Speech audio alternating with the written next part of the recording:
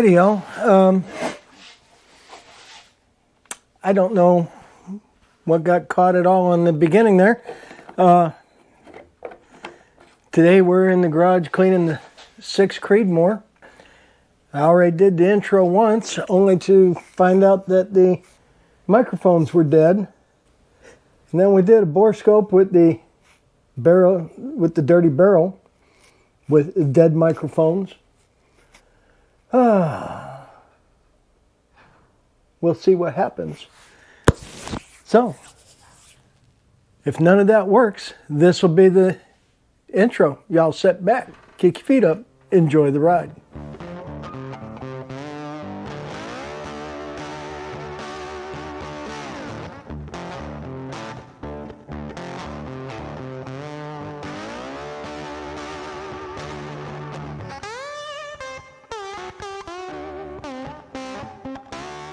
So there's a possibility we may be missing some stuff here. We talked about the 6 Creedmoor. We talked about the fact it's got 140 rounds in it now. And we talked about the fact that we saw what the bore looked like brand new. If none of that was caught on camera, well, we at least got the initial scope of the bore down. And we'll take a look at that now. We are in the chamber. Guessing that's the shoulder. And that'll be the throat. We got a carbon ring building up already.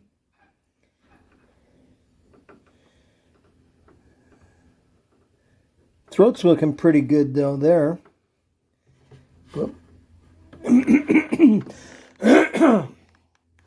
Pardon me. The mirror is a 6mm mirror, so it's actually a pretty tight fit. Seeing a lot of carbon.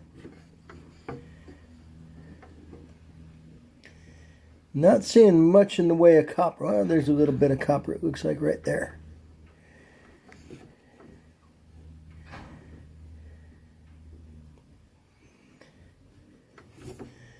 Bore looks appropriately dirty for 140-ish, 140 rounds. Not 140-ish, 140.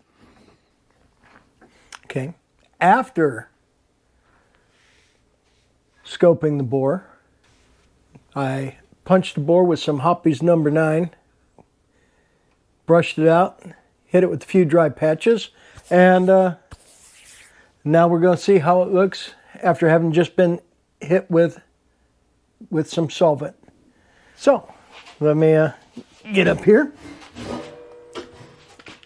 and get in here with the camera, and let's see how it's looking. You notice I'm not running my bore guide because, well,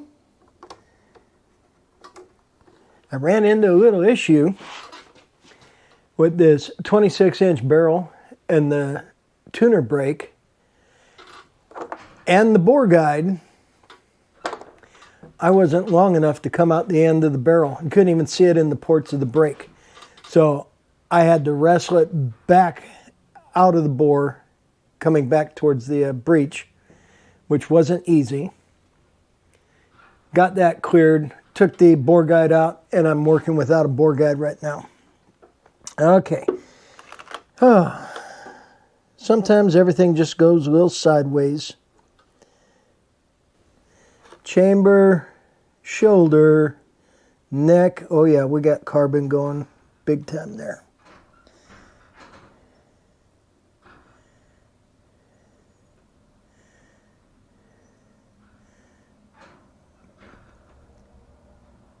But that throat's actually looking really good. Cool.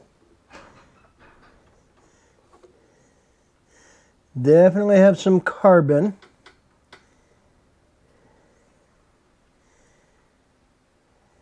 See some little tendrils of copper in there.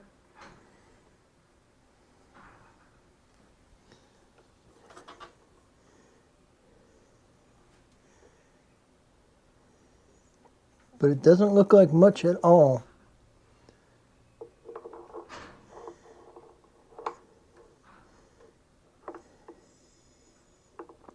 And those is looking good.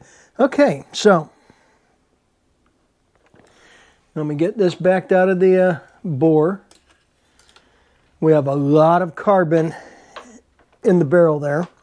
So I'm going to work the bore with some carbon cutter, get the carbon cleaned out, and we'll see how the copper looks.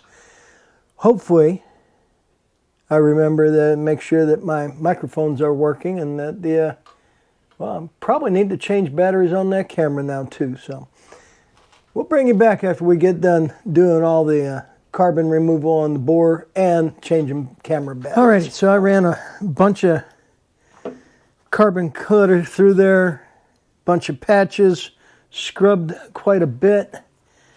Tried to work on that carbon ring. Let's see how things are looking. And there.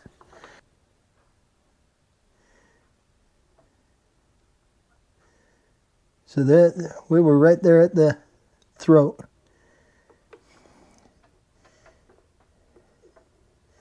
See just the slightest little bit of cutting right there. And just a little bit of carbon left. I will probably work on that ring a little bit more before we go do copper. But let's see what we have copper-wise now.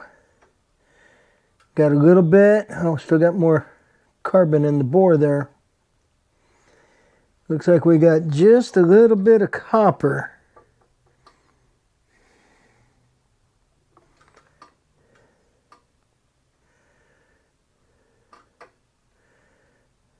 Still have a bunch of carbon in that groove.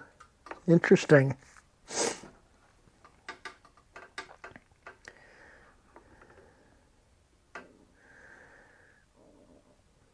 And looks like in typical fashion we have more copper out towards the muzzle. We should be just about there, I think.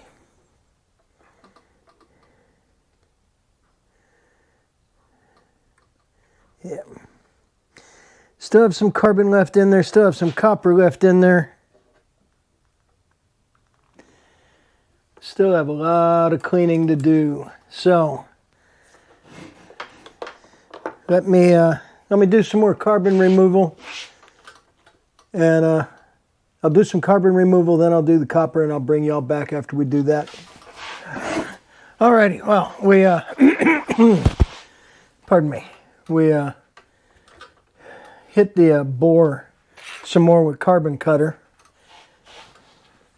Worked on the carbon ring a bit, and I just got done swabbing the bore with copper killer. So we're going to let that cook for a couple of minutes. I am not using my bore guide because while this is a universal bore guide, it does not work on this rifle. By the time I get it set in here, and I've got the end piece here, when I put the rod in and I bottom out here,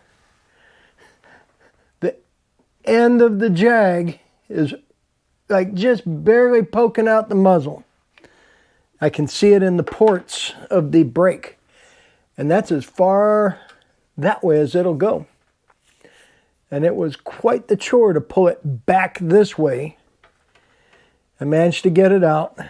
And my Remington 700 bore guide, which should work on this, won't work on this because my bore guide for the 700 is for the 30 caliber. I'd need a different Remington 700 bore guide to work with this rifle. So between the 26-inch barrel, the length of the tuner brake, that doesn't leave a whole lot of room. So if we stop here where my hand is going to hit, the jag, literally this much is sticking out the end of the muzzle brake. So yeah, it makes it interesting. I pulled a bunch more copper out, or carbon out, and we'll see how the copper's doing. The First couple of patches that went through didn't come out blue. It came out blue tinted, but not blue like the 6.5 PRC does. So I'm going to go ahead and shut y'all back down and get the brushing, and I think that stuff's been sitting in the bore long enough. Don't want it to sit too long. Okay, so we are literally on our last dry patch to wipe out the last of the 91% isopropyl alcohol that I dried the bore with. And let's see how things are looking now. Shoulder, throat's looking much better. There's still a little carb in there, but that can stay for right now. Still have a little carbon in the, looks like about the first quarter of the barrel maybe.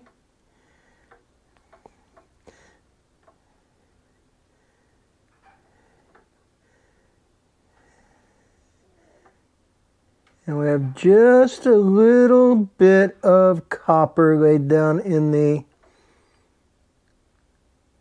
grooves. So we're going to keep it just like that for right now. Just a little bit of copper to fill any imperfections there. And we're not choked up. We just have a little bit of carbon here in the edges of the grooves in that first quarter to first third of the barrel. Oops, interesting. Okay. Okay, now that I'm done with the Borescope, let me exit out of that. Cool. Last thing I want to do is I want to take a look at the bolt here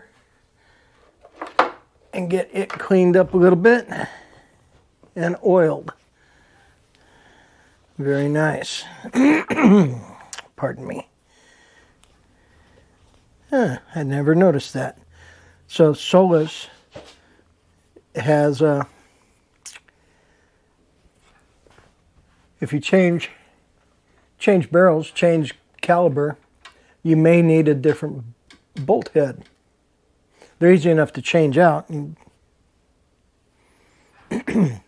Literally just pull the firing pin, take this cross pin out here, change the bolt head. But on the end of the bolt head, it's marked what its size is, 0.478.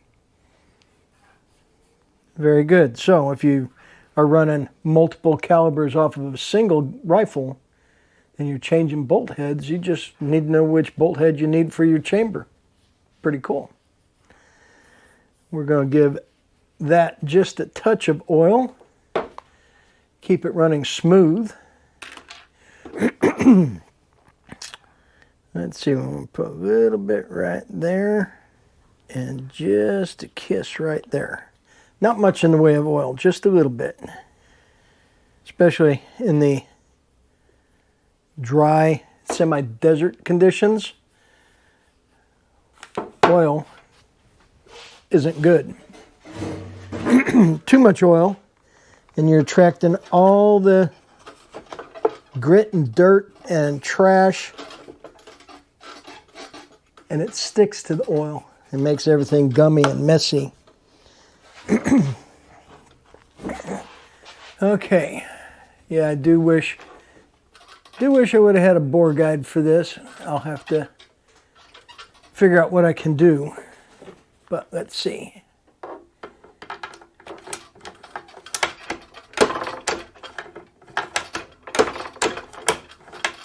Nice. Very good. And we can put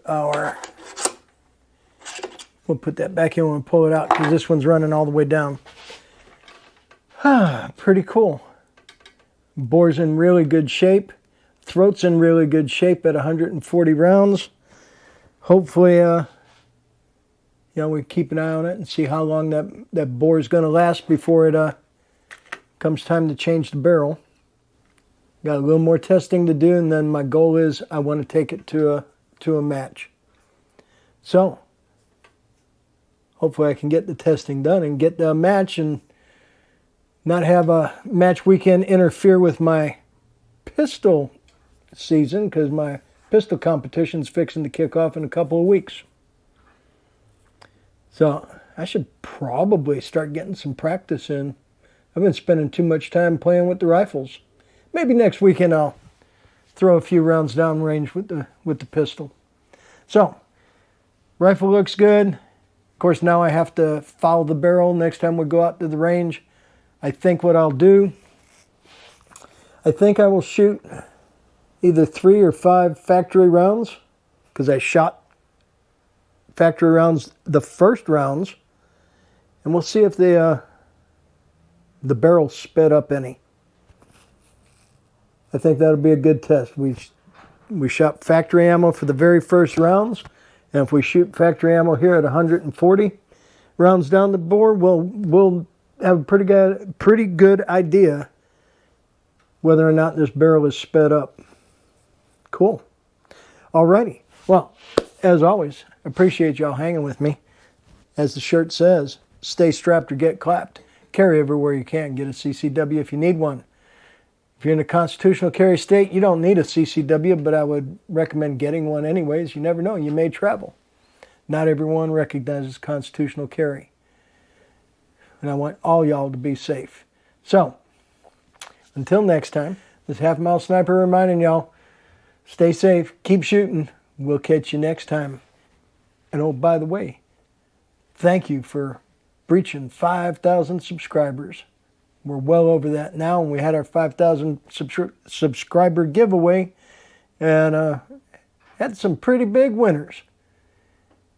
R4 Mississippi won them something. Jonesky 111 won them something.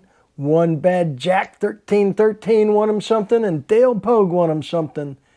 And YouTube's out of New Zealand. Well, he's going to be getting a gift. So, I'm blathering on now.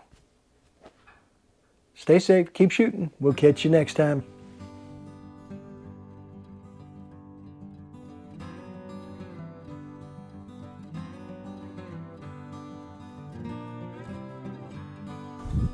Send it.